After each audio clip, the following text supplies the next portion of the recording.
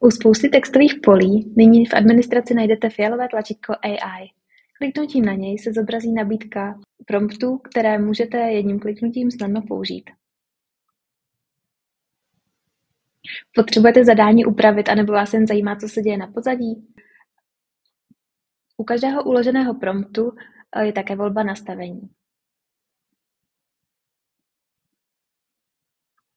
Zde vidíte, jaká konkrétní data se použila pro vygenerování textu.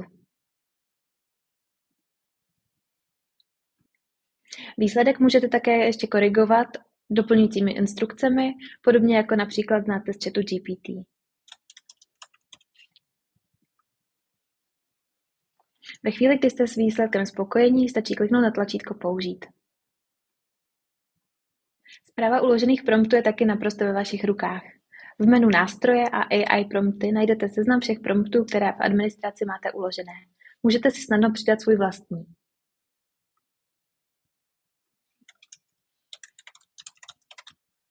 V okamžiku, kdy vyberete, u jakých polí se má zobrazovat a uložím, objeví se dostupné zástupné symboly, takzvané proměnné, které je v promptu možné použít a nahradí se následně reálnými daty.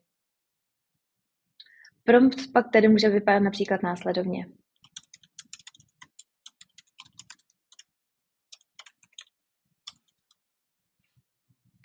Zde vidíte například použité zástupné symboly ze seznamu níže.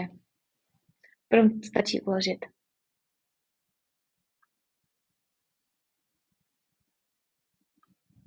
Budete si svého AI asistenta trošku vychovat? V nastavení e-shopu v záložce AI máte možnost vložit tzv. Systémový prompt. Jsou to instrukce, které jazykový model bude brát v potaz pokaždé, když bude nějaký text generovat.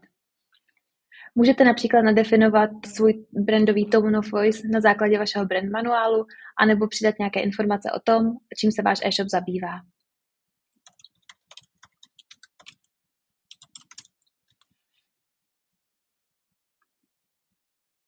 Když nyní přejdu do editace objednávky a budu chtít zákazníkovi poslat negenerickou odpověď, respektive omluvu za zpožděnou objednávku, výsledek může vypadat například takto.